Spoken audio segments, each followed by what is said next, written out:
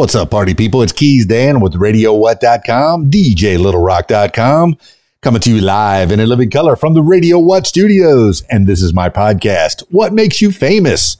It's an extension of the RadioWhat.com internet radio station that I've been running for quite some time. And if you need DJ services, where do I always send you? DJLittleRock.com. One more time, DJLittleRock.com. Check availability and get a free price quote, and maybe you could have me at your next event. You know I like to party with the people. The people need to be entertained. Are you not entertained? Let me entertain you. Make your next thing a big one. Speaking of entertainment, today on the program, I have Linda Marks, Healing Heart Power. That's the hint I'm going to give you. Singer-songwriter, body psychotherapist, social architect, heart facilitator, writer, WIMG co-founder. What do all these things mean? We're going to find out more from this Boston area Linda Marks in the next few minutes. So stick around. Very excited. Very excited. This week's shows, I have one public show this week for all my loyal singers and dancers. It's the Rab on Friday night at the Rab in Conway, Arkansas, from 8 p.m. until 12:30 in the a.m. The video dance party karaoke jam. Yes, I said karaoke. You're the stars of the show. You get to be a star. You've been working hard all week. What better way to spend your time than with your friends at the Rab? Full bar, kitchen's open, good food. Oh my goodness, delicious food. Wings, burgers, pizzas, delicious. And I think they got a few fancy items there as well. The new owners own the Italian restaurant in town, so they know how to cook it up. They know how to make the food. They also have pool tables, 10 diamond style pool tables. They got a pool tournament on Friday nights. So if you want to try your hand at playing pool and possibly make some money while you're doing it, come on out to the Rab, Conway, Arkansas, from 8 p.m. until 12:30 in the a.m. on Friday night. Be there. And then on Saturday, I have a very, very Christian wedding on Saturday. But unless you're invited, you cannot come. But I'm very excited to be a part of the show. So glad that I get to do weddings. You know, people say, I've had a lot of my DJs say, wedding season. I think wedding season's all the time. People get married all the time. So I save my Saturdays usually for private events and the like. But sometimes I get over to Choctaw VFW. I'll be there on the 25th of November. So if you want to go to the Choctaw VFW on a Saturday night, I was there last Saturday. Such a good time. Such a good time. So good. They said, tell you what, come back in 2 weeks instead of only once a month. So I'm very stoked about that it's all working out for them and me. You know, I get to have a show. I get to have a lot of people in front of me, get to have those vibes, get that good feeling at the Rab, at the Choctaw VFW, at the weddings, at the corporate events, at the special events. Oh, I like being part of the community. This is my little gift, I guess. My little way that I can give back is, and I do like doing the charitable events as well. So if you have any of those, entice me. Let me know what you're all about. Speaking of, that's enough intro. Let's get into it with Linda Marks. Healing Heart Power. Healing Heart Power. Sounds like a chant. Sounds like a mantra. Sounds like something. Oh, let's talk about it. Let's get into it with Linda Marks. I got her on Skype. So if you're listening to the audio version, I encourage you to check out the video version on my YouTube page, youtube.com/user/KeysDan. Skyping Linda Marks now. How are you? All right. We're there. Oh my goodness. Oh, okay. I was just going to tell you, I'm sorry that I missed your call just a little bit ago, but my kitty needed some loving. Yes, I'm a cat man. So I think I have 6 cats and a corgi. Okay. And 2 of my cats, the one behind me is 18. That's Quinn. And then my youngest one, Max, will probably make an appearance, but Quinn's right behind me right now. And she really likes live streams a lot. Well, my mamacita she probably won't climb up on me here, but she's a little older lady, and she likes a little love and attention. And I've been away all day long, and she made it known as I was walking up the steps to get to the door. I heard her screaming through the door, and as soon as I walked in the door, I put a little food out for her. Yes, she looked at it, but then she chased me. And finding out what I'm doing, which what I was doing was setting up for this podcast right here that we're doing right now. Linda Marks, oh my goodness, so happy to have you in front of me. And talk about intimidation. On this side of the screen, I'm a little intimidated. You're a little smarty pants. You got a little knowledge. You've been to school. You've learned some things. You actually have the skills to pay the bills, as the radio announcer in me would be like to say. You've been around the block a bit. But the problem is, no matter what my skills are, it's impossible to pay the bills as a professional musician in 2023. Even as a member of the Recording Academy, none of us can pay the bills, as no matter how good our music is, no matter how many awards we win. There's no way to make a living. And I'm inclined to agree with you, because the artist that I've had in front of my face, the old adage used to be, if you want to starve, become an artist, starving artist. Those are words that go together. But now more than ever, you cannot sell record albums. You have to be on stage. Like back in the 40s and 50s, the guys and gals were having to do 8 shows a week just to try to put 2 cents in their pocket. And then it got a little bit better in the 70s, the 80s, started selling some records, 90s, and then streaming killed everything. Right. But then throw in a pandemic and people don't come to shows the way they used to. So, it's like I run an artist alliance group. It's actually the Boston Northeast chapter of the International Singer-Songwriters Association. And we were talking at our monthly meeting on Sunday about, the breakdown of community and venues. I realized it's 8:01 my time, 7:01 your time. So you probably want to get started. So no, we're on. We're already started. Keep talking. We're started. Keep talking. Oh, we started. Oh, okay. Okay.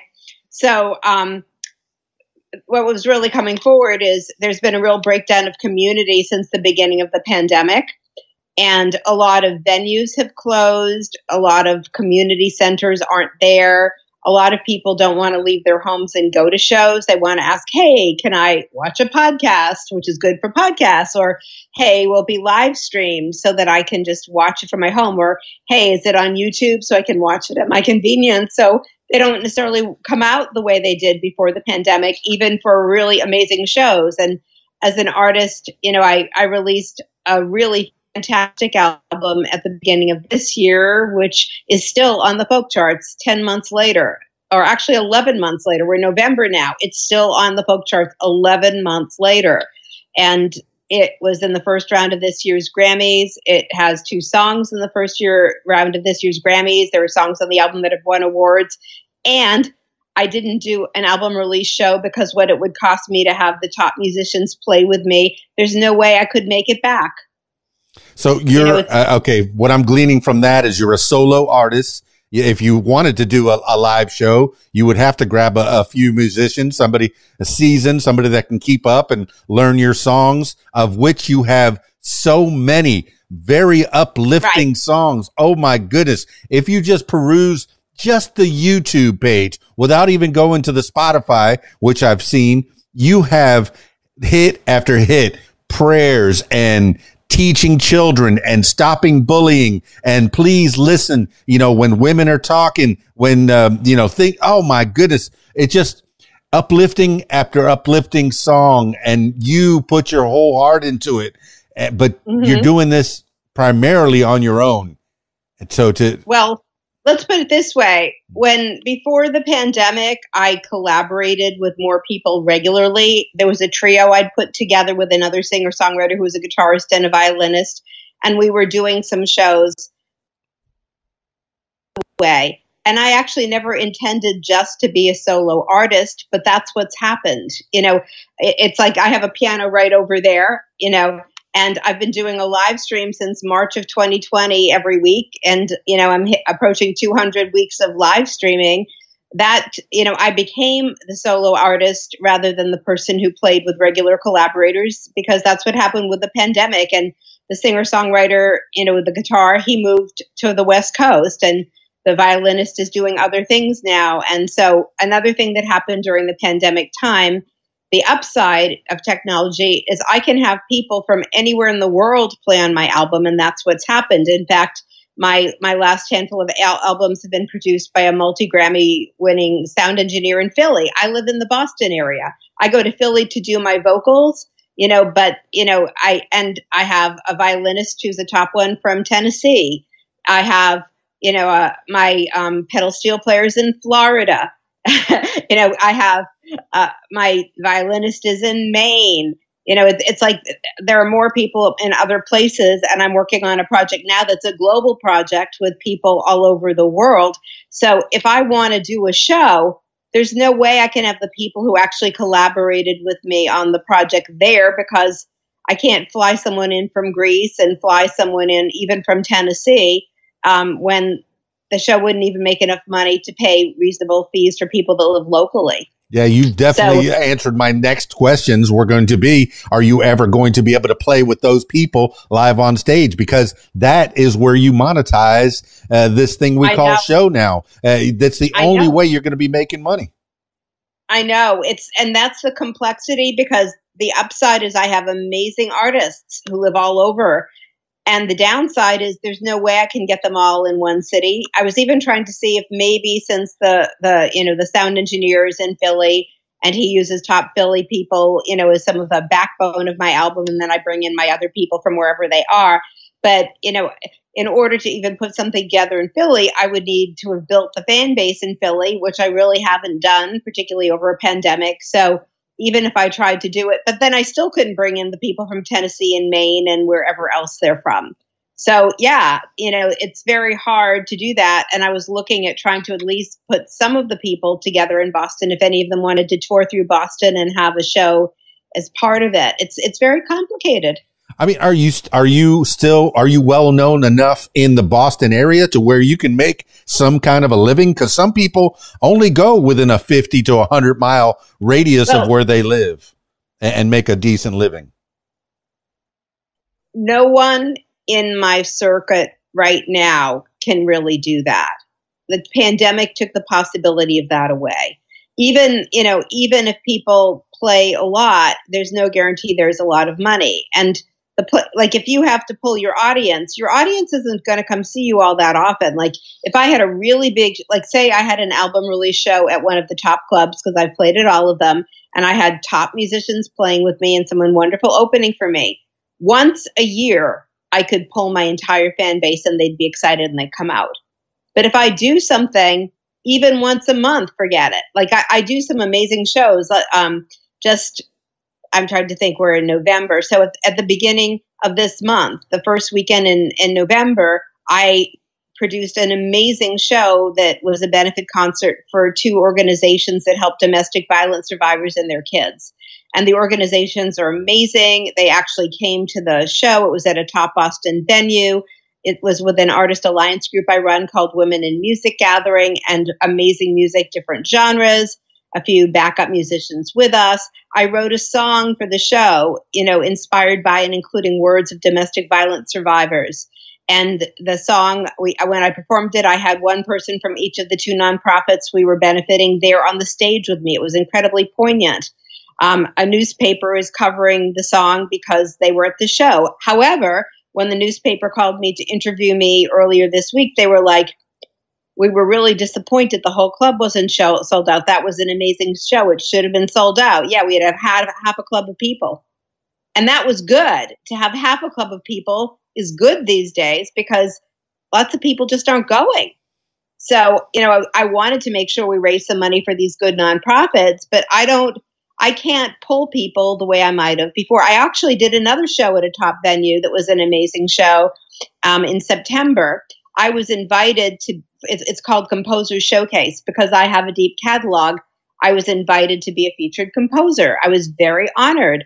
And it was a completely different format than I'd ever done, which was I had to have other people sing and play my songs, except the last song where I got to come out like the Wizard of Oz from behind the curtain, and I got to play and sing one song at the end. But I music directed the rest. I chose 3 colleagues of mine who are wonderful singers, and a colleague of mine who's a wonderful accompanist, and I, music directed the show. It was an amazing show. It's the kind of thing that should have been on public television. It was so amazing. And we had half a room of people, so that's where it's at. Well, the thing that they're doing now, Linda Marks, is you can film those shows and then try to get it on the back end, try to sell it to an entity, put it out on YouTube, and hopefully you get enough hits to where you'll be able to monetize it. YouTube is such a hit and a miss. One stream will get hundreds of thousands and maybe even millions of views, and another stream 20, 15, not that many. It's there are services actually I've learned of, because when I had some songs in my album in the Grammys, there were people writing to me saying if I paid them a certain amount of money, they could get me 1 million Spotify hits or 1 million this or 1 million that, and it's like, why do I want to pay a service all this money to get them to have random people doing it? It's very hard getting actual people to do it. And even what's going on right now with Spotify, which is very disappointing, there's going to be a new rule very soon that anyone who gets under 1,000 hits on anything they have there, which, by the way, is more than 2/3 of the people on Spotify, only less than 1/3 of the material on Spotify ever gets to 1,000 hits in its lifetime. It's not easy for people to find you when there is countless Spotify, and the people that are spending thousands of dollars having the people get the hits are the ones that are getting all the views, not the people who are working hard trying to get actual people to do it. So, and what you get for Spotify is so little, like 0.00003 cents. It's like if you have 100,000 people listen, maybe you can get $300. It's insane. A really good album costs at least $30,000 to produce. And then you add all the promotion on top of it, and we're talking $40,000. And that's not even high. That's just going with really good people and doing a lot of stuff to contribute. There's no way to make that money back other than having 2 jobs and working one's butt off. That's, a colleague of mine actually called me up because the good news is at least a lot of people like my music, and, some good things happen, some good press happens. So someone was saying, what's my secret? How can she make enough money? And I said, I don't know how to tell you that, because I work 2 careers and I work so many hours you don't want to know.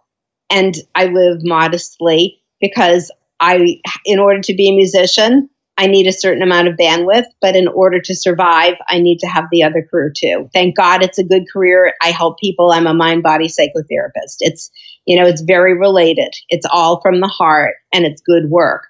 But I have to work very, very hard. So that wasn't the answer she wanted to hear. She hoped I had found the magic formula of how you can make enough to pay your rent and your living expenses in today's music world that no one I know really knows how to do. Yeah, I'm in tune with your situation. I work several jobs myself, and I live pretty simply. My family and I, sometimes we do without the things that we might want, and save up and scrimp and save for the things that we really, really need and really, really want. But your definition of what the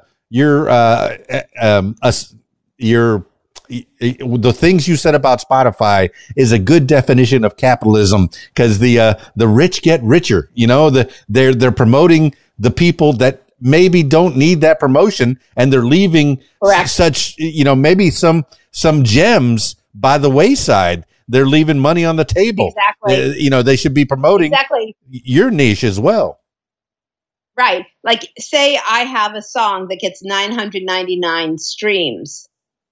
That money from the 999 streams and the other more than 2/3 of people on Spotify goes into a pot that goes to some big band that's already making all the money off of the platform to start with. So all of the indie artists and many others end up with zero. Tony Van Veen, who runs Disc Makers, he does all my albums through his company. They do a fantastic job. Even though most people don't do CDs anymore, it's mostly radio stations that want them because they still play CDs, even though some do digital platforms. But the long and short of it is, he was talking about it was reverse Robin Hood. It's stealing from the indie to give to the rich. So it's not good. It's just not good, Linda Marks. I want you to get your due. My goodness, the songs, you have inspiration. What is inspiring you to sing about you are Robin Hood. You are fighting for causes. You are inspired by people, the little guy, the little girl that's getting hurt, and you want to stop the bullies. You're an army. What an army should be doing is going out and stopping the bullies from bullying the little guy. What's inspiring you to do this? I mean, I can guess why, but give the people an idea of why you're doing all this. Well, there's a very deep answer and there's a contemporary answer. I'll give you the deep answer first. And I've written this in books. I've been on a lot of TV shows telling this story. But when I was a little girl, I had a sense of mission. I was an old soul child, and I really always wanted to make a difference. I always wanted to make it a better world for, other people. And I was also a shy, introverted child at the same time. It was very fun. It's a strange combination to be very introverted. And when I was very, very little, like nursery school, kindergarten aged, that's when Martin Luther King, JFK, and RFK were all shot. And I identified with them, even though I was a very small child. A lot of kids who are like nursery, kindergarten age don't even notice those things, but I did. And it hit me between the eyes, and it hit me in the heart, and it hit me in the gut. And the message was, if I went out and did the things that mattered to me, like them, where it was about making the world a better place, a fairer place where everyone mattered, I would get killed, because that's what was happening to the people I saw as a child who were trying to fight for human rights and for making it a better, kinder, fairer place. That was a pretty terrifying message. But when I was 16 years old, it happened to me anyhow. I was already a Martin Luther King kind of child. I mean, people used to say that about me. I got elected class president as a shy introvert, in spite of the fact that I never wanted to be a politician. And I sat on the stage and spoke from my heart and got elected just for that, just for what came out of my heart. And when I was 16, I took public transportation to my job. I actually got myself a job at Fenway Park, Boston's baseball stadium, because I love baseball.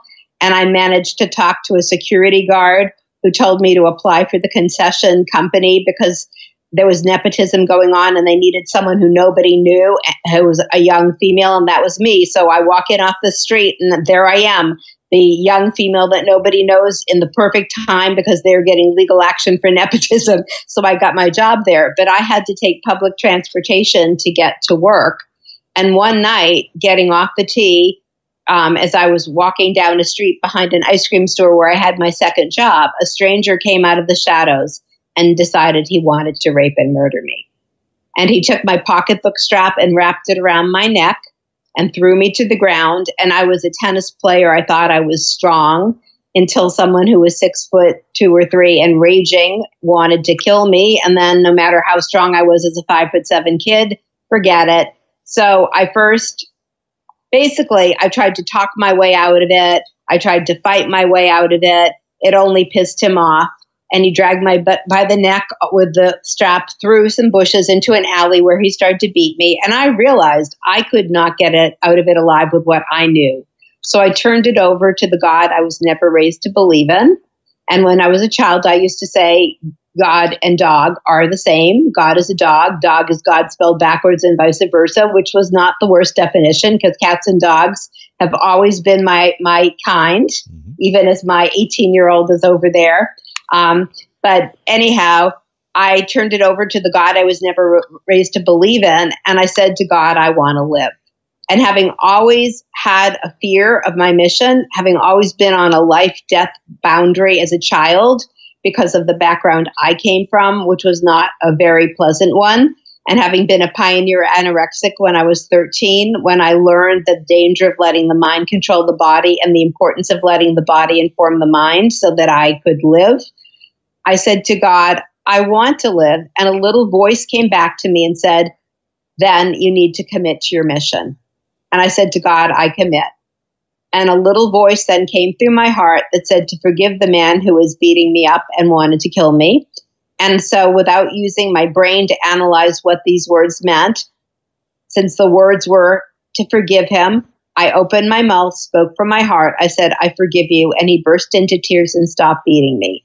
And metaphorically, that was my first therapy client. That's where my pathway opened. So, I made a commitment to God as a 16-year-old child that I would follow what I was directed to do.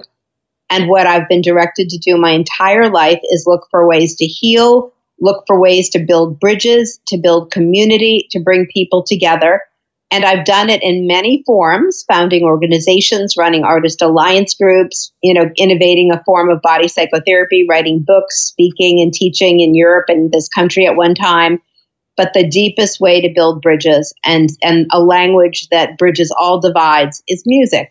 And that was my first language as a child. I didn't talk till I was 3, but as a toddler, I was magnetically attracted to any piano I could find because I did not have one at home.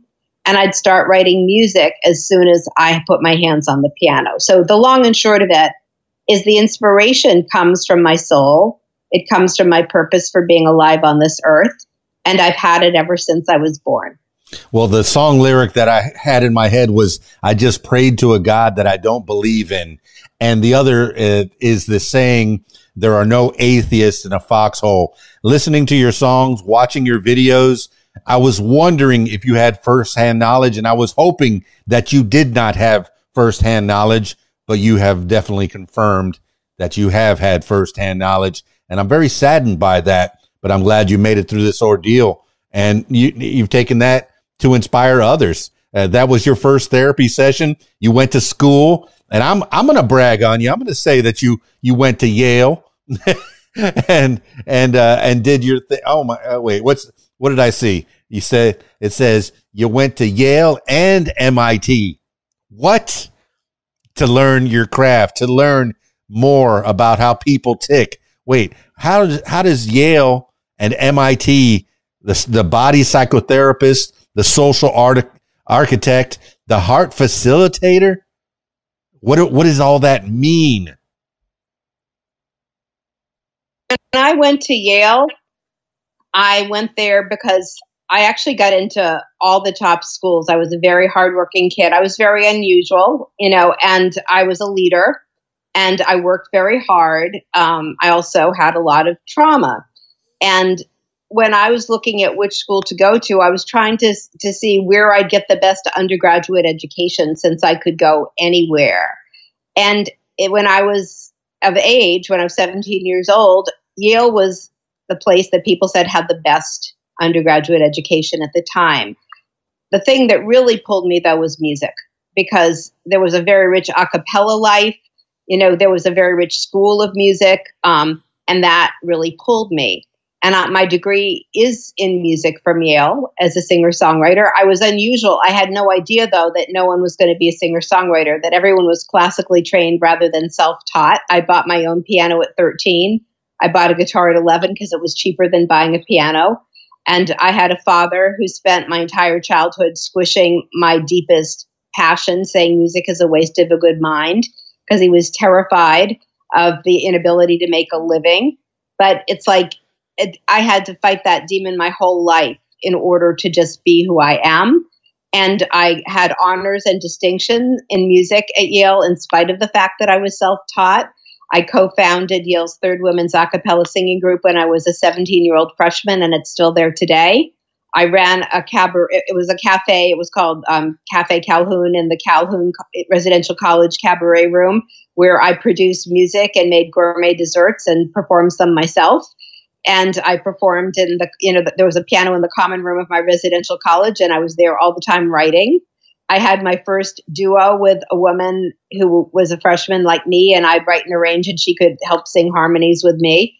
And so music was my medicine. And the one person who could relate at all, the chairman of the music department at the time was a man named Maury Yeston, who ended up writing a play that got a Tony on Broadway. He was in the process of writing it when I was studying there. He was a songwriter.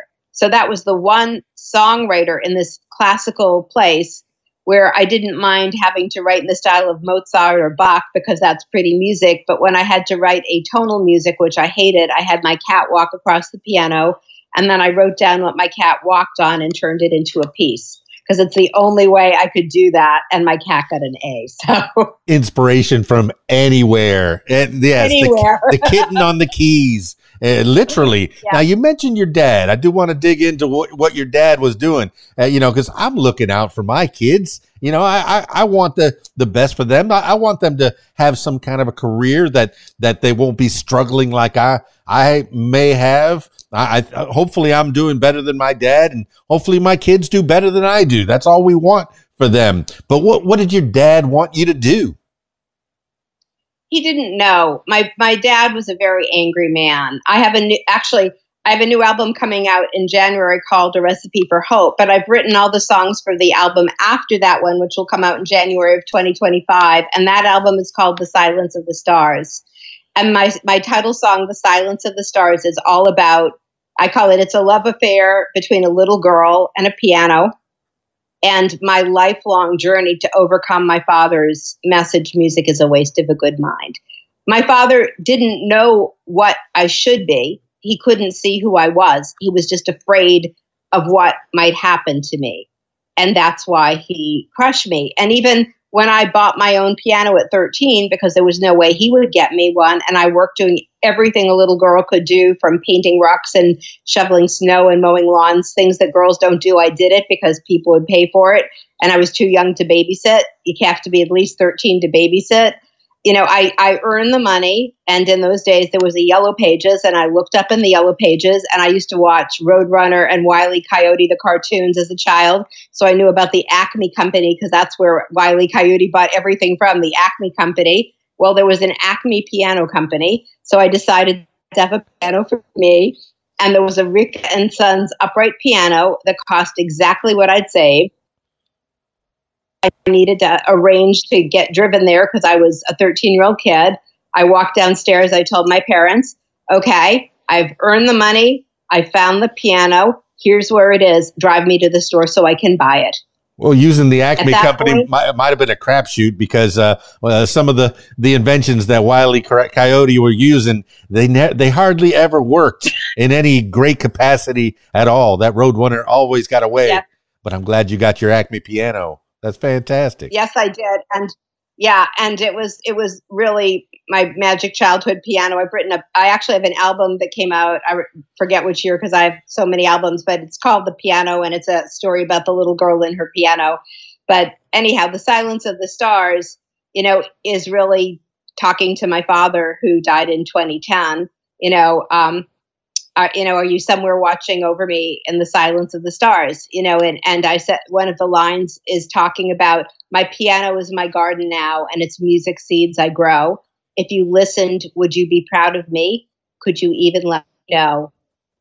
And the chorus is, I used to run for cover, finding peace in my backyard, where my heartbeat was accompanied by the silence of the stars. True story. Yeah, well, growing up at the time that we grew up, I mean, I'm a child of. I was born in '69, so I'm a child of the '70s, the '80s. Our parents didn't tell us if they were struggling or not. They didn't let us know about their finances. They didn't let us know what was happening in their lives. It was always very tight-lipped. How did we figure out economics, or why did we go to college? So we could figure out what we were doing wrong for the last 5 years. I'm glad that you went to school, but did you ever learn anything about your parents, your mom and dad? What kind of work were they doing? Were they struggling, or was it middle class? They were struggling. They were struggling. My father worked for the Veterans Administration, actually. And he struggled. I mean, I remember we had a flood, the bathtub flooded, and the kitchen ceiling had a hole in it from the flood. Couldn't afford to fix it. I know that when I was in grammar school, for some reason, the 8th grade teacher had people add up how much their family spent on clothing for the children. And me and one other girl whose dad was a sort of a hippie professor, we had the lowest amount of money. My father worked for the government. There was not a lot of money. So I know that they struggled. And my mom had a real hard time working. I realized in retrospect, she had a lot of trauma from her early life, and she lost her mom when she was 12. So there's a lot there. So my parents did struggle, and I started working as a very little kid. I knew that if I was going to have anything, I had to work. So I didn't even wait to get my working papers at 14, which I did get when I was 14. And I've worked ever since, multiple jobs, whatever I had to do. So they did struggle. It was not an easy life. But even so, my father, just his own life, like when I went to Yale, I had a roommate who was 2 years older than me 1 year. And she had a single mom. She was a young Black woman, and she lived in Philly. And her mom didn't have a lot of money either, but they were kind. And it made all the difference. Linda Marks, what you're seeing, what I'm seeing is not having everything handed to you gives you a work ethic, because I too didn't have anything handed to me.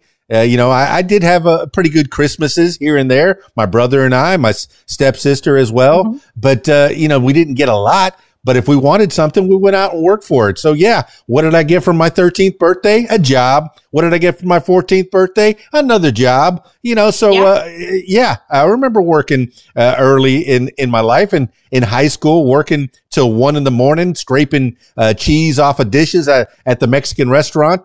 But and then falling asleep in school, trying to stay awake in school. But it's that work ethic. If you're not getting it handed to you and you want something, you go out and grab it. You go out and reach for it. So you have that work ethic. And I see you as a very fashionable person. You don't need a lot, but you still look like $1 million. You got your little scarf on, your little hair done up right. For the video, people listening to the audio version of this, check out the video version, because you can see Linda Marks. Hopefully this gets a few more ears on your videos and on your audios and getting to your shows. Are there any shows that the fans can go see a Linda Marks, either solo with a keyboard or even a guitar? I don't know if you take the guitar out. Or do you feel comfortable on both, or is the piano primary? Even though I have guitars, I play guitar like an 11-year-old. So I haven't really played much since then. Once I got my piano, that's my instrument. And I do like to have other people play with me if I can. Every weekend, I do a live stream. It's called Songs from the Heart, Meditations for the Heart, although it's just Songs from the Heart. And it's either Saturday or Sunday, usually at 8 o'clock. This week, it will be Saturday at 8 on my personal Linda Marks Facebook page. And people watch that from all over the world. And it's amazing how that built following over the pandemic. So that's always there every week.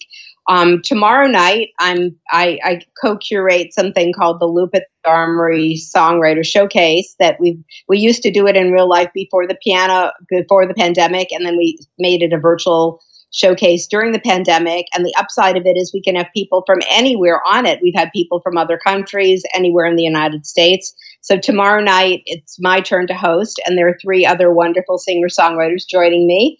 And we'll all be, live streaming from home. And we have a wonderful man who runs our tech on StreamYard so that it sounds good.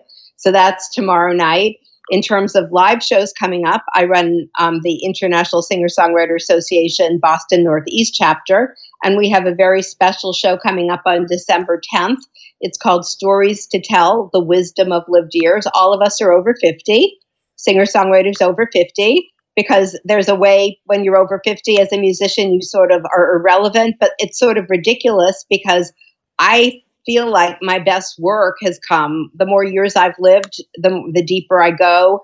the more I can reflect, I refine my craft. It's true for most of my colleagues. So 6 of us, 4 from Massachusetts, 1 from New Jersey, and 1 from Maine, will be doing a very special show at the Arlington Center for the Arts live. So that's my next live show. That's a really exciting one. Oh, this show business is a hustle. You're doing lots of things. Got your fingers in a lot of pots. And I too often wonder. I do a lot shows on the weekends. I do a karaoke show on Friday and weddings on Saturdays. And I wonder, am I too old for this? But no, as you get more seasoned, I have more decades of music knowledge and music experience to choose from. You know, if I see grandpa's over there, I'm gonna whip something out from the 50s. If I see a little kid over there, hey, Taylor Swift's coming up here. I got you. I got all the genres, yesterday, today, and always. And you have the same knowledge that you've been digging up, that you've been taking inspiration from, but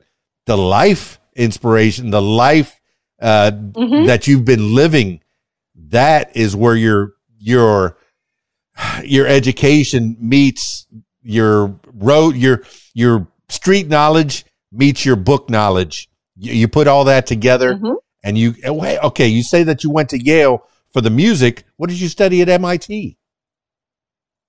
Organizational development. I was always interested in people and systems, the individual, the group, the organization, the family. It's sort of like studying to be a family therapist with a little organizational twist to it. So I've always been a social architect. I've always liked working with the individual, the group, the organization, the family. Even in my therapy practice, I love working with couples, with families, with parents and kids. You know, I've even been the therapist for some small businesses where the founders are like a little family, or they were friends who went into business together. So I love helping people communicate and look at vision and relationships. So that's what I studied in grad school. Well, you've given hints on your organizational skills, because you already mentioned that you've had albums that come out at certain times. I have this next album that's coming up in 2024, another one in 2025. You have these organizational skills. I think that my podcast is not doing as well as it should be, because whenever I do a podcast, I put it out right away. I'm going to put this out in the next day or two. And I won't sit on it. And I have people that go, no, you need to let one podcast sit, let people listen to that one, and then put another one out the next week. But no, I want people to know about Linda Marks as soon as humanly possible. I mean, other than streaming this live, which I probably would never do, just in case somebody said something that maybe they didn't want to say. I can edit. I can edit a little bit. I hardly ever edit that much, but I want people to get the raw Linda Marks. But if Linda Marks gets too raw, I don't want them to know about that part. But you've already said a lot of things about your life that some people would not want to disclose. And you say you've told these stories on television, in different interviews, in different ways. So this is something that you're comfortable with sharing, and hopefully it's helping somebody else. But are you, your day job, is that the psychotherapy? Are you a therapist that you have patients that come in and out of your office all day long? I work with clients, and before the pandemic, it was always in person. I never imagined that it wouldn't be, but because of the pandemic, everything had to go virtual. My gigs went virtual. My clients became virtual. And what happened because we're moving towards our 4th year, is that people actually prefer to do it virtually because they don't have to drive. They don't have to get childcare. They don't have to deal with traffic. You know, they can have their pets there. I can have my pets here. So I actually gave up my terrestrial office this summer, and I just see people virtually now, and it's a different world. In fact, I could see a client, and then I have a piano right over there in the same room, and I could just go right over to the piano. Or I could see a client and then work with my vocal coach who helps with vocal hygiene, and then go back to a client. So it's a much more integrated life. And besides, I can also cook dinner. I can go for my walk around my 2.5 mile circuit and come back. It's much it's much more of an integrated life that way. Okay, the therapy's virtual, the shows are virtual. Is the money virtual? I mean, we need cold hard cash to pay the rent, to get the food for the kitties and the little corgi. Yeah. Don't forget the corgi.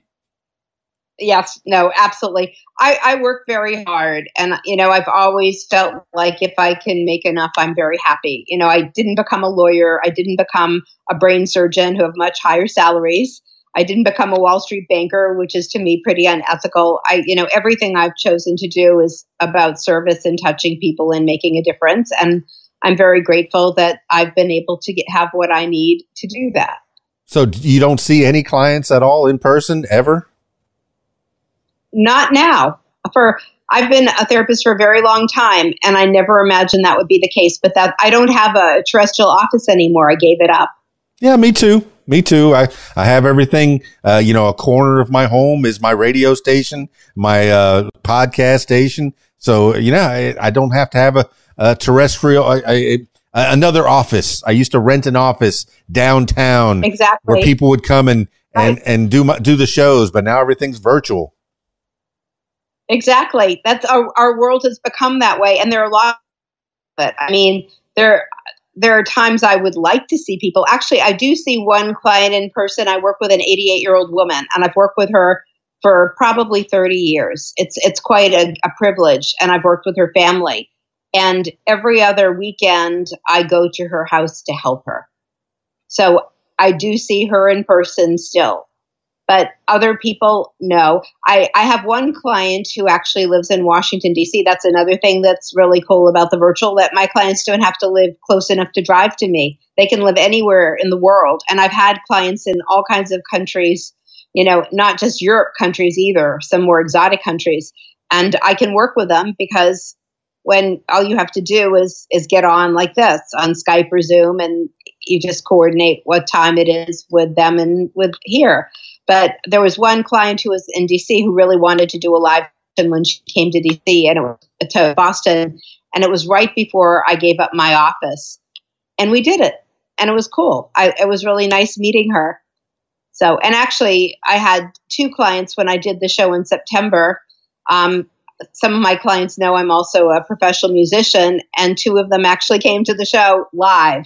So for each of them, that was where they first met me as the musician. So see, that's the thing, is when your two worlds start blending together. I have my day job that has nothing to do with my night job, but sometimes the people from my day job show up at the gigs at my night job. So it's kind of interesting when the worlds start to blend together. And do you? Yeah. But I'm glad that the patients that you do see online have you, and I'm particularly glad that the 88-year-old has you, because she's probably old school. She probably doesn't know much about this interweb thing, And I think it probably feels better for her, and me just projecting that it feels better for you to be face to face talking, which is why I like doing the video on this when. The first year I was doing these on phone and I didn't get to see them, but now at least I get to see your face, see your expression, and see what you're all about. Linda Marks, I'm having a good time.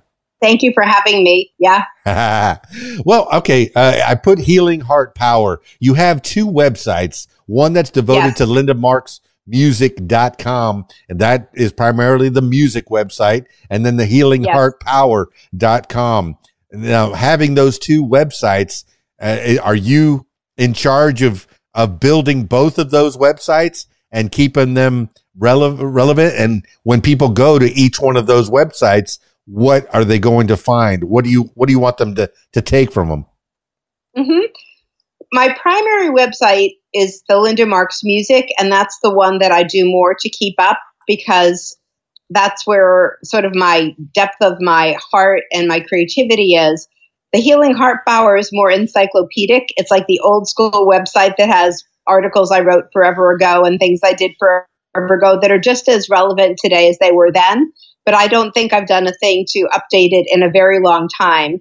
Whereas for the music website, I don't have the space to update it as much as perhaps I should, because people update things constantly. I create things constantly. There's so much content that if I were to update it, it would be an encyclopedia as well, which it does become in its own way. But that one is more contemporary. At some point, if I have space, I have someone that wants to put a Wikipedia profile up, but I haven't had the space just to feed her the stuff she needs to write it. Because it's, when you're a self-employed person, there's so much to keep on top of. And with our social media world, there's so much to keep on top of too. So, updating websites, posting all kinds of information, that's a full-time job when I'm already doing 2 full-time careers and trying to have a life as well. Well, I think that if somebody just takes your About Linda Marks page off of your website, that's a perfect Wikipedia entry right there. It lets people know in broad and know it's very extensive on what you do and what you're all about. I'm impressed by your website. Did you build that yourself, or do you have people that take care of that? Well, I build the content. I have a wonderful graphic designer who, for the Linda Marks music, I basically ask her to update it, and she does all the updating, and I'm grateful for that.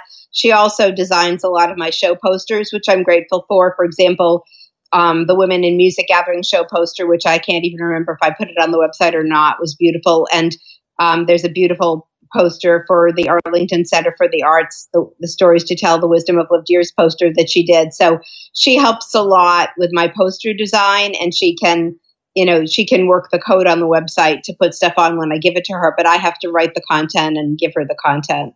For Healing Heart Power, that one was designed so long ago. I couldn't even find the person that did it, but that's why I say it's encyclopedic. It has historical stuff I put on a long time ago. I haven't really done much updated in forever. So I have several web pages myself, and I think my radio station web page is very similar to the Healing Heart Power, where it's a link farm. It lets people click and find out the things that you've written. Now, you say you've written some things, articles, books. What have you written, and where can people find these things? I've written so many articles I couldn't tell you, probably thousands of articles over the years, and I published 2 books on the book market. The first one, Living with Vision: Reclaiming the Power of the Heart, came out on my 30th birthday. And the second one, Healing the War Between the Genders: The Power of the Soul-Centered Relationship, came out in 2004. And both of those books are just as relevant today as the day they came out. So I'm very proud of those books. They took a ton of core energy to put together. I used to have a school training body psychotherapist, and I created a whole training program and a training manual, and that was a lot of stuff too. So there's still a training manual, but I never put that in the publishing market. Have you ever thought about teaching? Because, that's what teachers do. They write their own textbooks. Yeah, I did teach. I taught at UMass Boston for a number of years in the College of Public and Community Service and loved it. So, again, it wasn't very much money because I was an adjunct professor. I only taught 2 classes. But I did it for the love, and I had all kinds of students. I had students who were everything from in their 20s to a man who was 70, who with his new wife was just having a baby. So like all kinds of backgrounds, different countries. It was really, really fun. In the 70s, just like Charlie Chaplin. Oh my goodness. Yeah. That's fantastic. Exactly. I was amazed. Yeah. His young wife was about to have a baby. He was not the best student. He was rather preoccupied with other things, but nonetheless, it was really, really rich to have students with so many different backgrounds from so many different countries, so many different ages. Well, you have so much to give, Linda Marks. You're giving of your music. And this is just judging by the YouTube page. This is at least 12 years, or quite a few years that you've been on YouTube. I think probably since YouTube started, Linda Marks was there, with that platform. And I don't know how. I use Restream to do these things as well, and StreamYard I think is a similar platform. How do you get people in sync to do music, or is it individuals? One person will play a song, and then somebody else will play a song when you're doing those shows with people all over the world? What we do is we do it in sets. Like the show tomorrow night, there are 4 30-minute sets because it's very hard to get people to play in sync on a video. If I have people playing in my video, it's because we were in the studio together or at a show together, and we taped it live at the show. For example, when we did the concert for the domestic violence programs, and I had 2 people on stage singing with me. We have a video of it happening, but that it happened real life. So I don't know how to have people in different parts of the world playing well together. And when people have, I call it the cell block tango. The musical Chicago had the cell block tango where people were singing in all the different cell blocks. It's like the Zoom or Hollywood Squares. But when people make what I call the cell block tango style of video, someone is editing lots of people and putting them in the cell blocks and trying to make them line up on time. It would be very, very hard for that to happen real time. Yeah, not real time, but I know that in podcasts, if you're using Zoom or something like that, I think the engineer will have everybody clap, and that'll set the beginning of the podcast and make it a little easier to edit. But yeah, I'm impressed. I'm impressed. You're doing so much to uplift people in your day job, in your night job.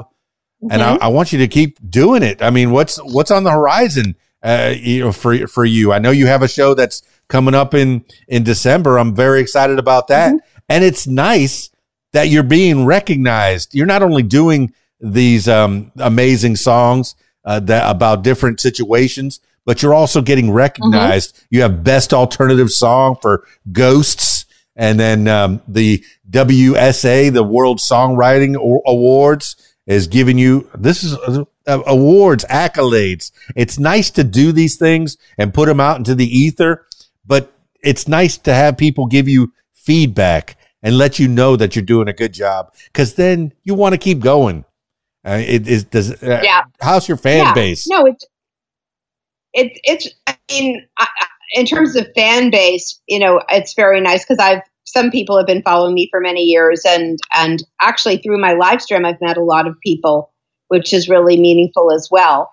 And so, yeah, there are people who look forward to it. I think the hard thing is how to find new people other than when I do a live stream on Facebook, and occasionally, new people come to shows, but I find mostly people who know you come to shows. But the long and short of it is I write a lot of songs at the heart of our times, and my goal is for it to touch people. And anytime I get the feedback that my song has touched them, I'm very grateful, because that's why I do it. And it's the one thing that is really nice about doing things live is that people right there and then show you that they're connecting. When we did Sanctuary, which is the name of the song I wrote, inspired by and including words of domestic violence survivors, it touched people. There's I Sent You Love Always Wins, which was just released November 3rd, that will be on my January 1st, 2024 Recipe for Hope album. That song, when I did it at the concert just a couple weeks ago, people were singing along with me and applauding it. So, wow. There's a song I just posted today from the New England Songwriters Retreat that I did live, and I got a standing ovation. I mean, it's beautiful to have those moments. Yes, when they're singing along, you put that microphone out there, you get that feeling from them, that energy from your crowd. I mean, you mentioned that you prayed to God when you had that terrible situation. Is that still something that's a part of your life, or is it something that you kind of keep in the back of your head? Let me tell you about me. I was born into a Catholic family. I've searched. I've been to Baptist churches, Jehovah's Witnesses, Jewish. I've been to Mormons. I've been all over the gambit searching. In fact, over the last week, I listened to the book of Enoch for the first time, because I know the story. I've heard of the story, the angels coming down, the Nephilim, but I'd never really sat and listened to it, because it's not canonical. It's not in the Catholic Bible, because the angels were being naughty, so they didn't want that. But where does God or a higher power, or where does that play in your life right now? of my life. Ever since I was that little girl on my back in the alley, I made a commitment to God, and I'm not religious per se, but I'm very deeply spiritual, and I'm very deeply guided by the force of God in my life. Well, you can tell by a lot of the songs, even the song titles themselves let you know, book by its cover. Yeah, it's something is guiding you, whether it be a muse or whatever that power may be. It's helping you through this life, and in turn, you're using that power to help others. And I'm happy for you. I'm happy to know you, Linda Marks. But I do want to be mindful of your time. I know we've spent about an hour chit chatting. I want you to give shout outs to people that have helped you along the way. If you want to say a few nice words, you don't have to tell everybody. Absolutely. Go ahead. There are a lot of people. One person, my collaborator here, my sound engineer here in the Boston area, Doug Hammer, I've been working with him for 12 or 13 years, and a good chunk of my albums I released with him, and Thursdays are studio days where I work on projects with him. He actually has done my studio videos. He's amazing. He's a musical genius. He has a heart of gold. And to work with him, it's like we're two peas in a pod. We almost always have the same take on things, and it's amazing. Another person I'm grateful for is Amy Malkoff, who does my lyric videos. She is brilliant at what she does. She's a visual artist. She's a musician. She has many, many gifts, but she makes the most amazing lyric videos, and I'm very grateful for each and every one. She has 4 waiting for the tracks that not only are mastered but have the ISRC codes on them to come back from Disc Makers, because Disc Makers is currently making a Recipe for Hope, and it should be back in my hands within a couple of weeks. And then we get the ISRC codes, and she puts them on the videos, and then people can monetize them when they get seen. Someone else that I need to give a shout out for is Eric Balke of Hudson Harding Music. I've been working with him for I'm trying to think how many albums I've been involved with for him, but probably my last 5 albums have been with him, in terms of he distributes to the folk DJ community globally. And I'm grateful that some of my music has charted in that world. And A Recipe for Hope and Everyday Legends. Everyday Legends is my 2023 album, A Recipe for Hope, the new one coming out in 2024. I have worked very closely with Eric Balke and with Glenn Barrett. Glenn Barrett is at Morningstar Studios in Philly, the multi-Grammy winning sound engineer. And what they do with my music is take it to a whole other level. So I'm very grateful for them as well. I'm also grateful to the team at Big Records, Mark Roster and team. I became a Big Records artist this past summer, thanks to the International Singer-Songwriters Association. And they're an amazing collaborative community there. And of course, I have to say thank you to Tammany Dove for creating ISSA, because so many amazing musicians meet each other. And I should also say I'm grateful for all my musical colleagues who are in my Artist Alliance groups, Women in Music Gathering, my soul sister and lifelong best friend, Lisa Wexler. We met when she was 26 and I was 21. During her rinse cycle at the Arlington, Massachusetts laundromat, and all my colleagues in all the other groups that I'm part of as well. So that much gratitude, and all the 4-leggeds, including 18-year-old Quinn over there, 1-year-old Maxie back there, the 4 downstairs, and my corgi, and my son, and my partner, Rob. That's good. Giving credit where credit is due. You have some long-lasting relationships. That says a lot about you. And I'm so happy that you've made music videos. On Friday nights at the Rab, when I play music, I get to play what I want. And what I do is I take the time to showcase the people that I got to talk to throughout the week. So yeah, you're going to be up there on the video screen, Linda Marks. At least your lyric video that I found out there. So yeah, big ups to them. All right. I don't want this to be the last time that we talk. As time progresses, if you have other things to promote, I want to invite you to come on back anytime you want. But I do finish these things off. Thank you. I always finish these things. I always have new things happening, always. And A Recipe for Hope, my new album's coming out. Songs that are relevant from that album. So thank you. I appreciate being here, and I would be delighted to come back. All right. I always finish these things off with last words for the people. This could be words to live by. This could be something you heard a long time ago, maybe a mantra that you wake up with every morning, or whatever pops into your head at this moment in time. Linda Marks, give the last words for the people. The last words I'll give is a poem I wrote when I was in high school. I was like probably 15 years old. A thin line stands between dream and reality, and only the heart knows the characteristics that correspond to either side. Well, there you have it, party people. Linda Marks. What a nice lady. What a sweet lady. What a smart lady. What a lady. All right. Fine, upstanding citizen. Linda Marks, you're doing it. You're not only, you're taking in and you're giving out. You're helping people. And that's what we're supposed to be doing on this planet. This world is helping each other. You know, don't be so mad at each other. And if you're desperate and you think that the only way that you can get out of your situation is to rob somebody or hurt somebody or do something to somebody that they don't want to be done to them, talk to someone. Talk to someone like Linda Marks. Talk to a friend, a preacher, a mom, dad. Maybe your situation at home's not so good. A friend. Maybe you don't have a friend. Linda Marks will be your friend. Okay? She'll give you some good therapy. She'll help you through the situation. She turned her bad situation into a therapy session, is how you put it, right, Linda? So happy to have you on the show, Linda Marks. It was really nice talking to you. I think I had a therapy session just chit-chatting with you.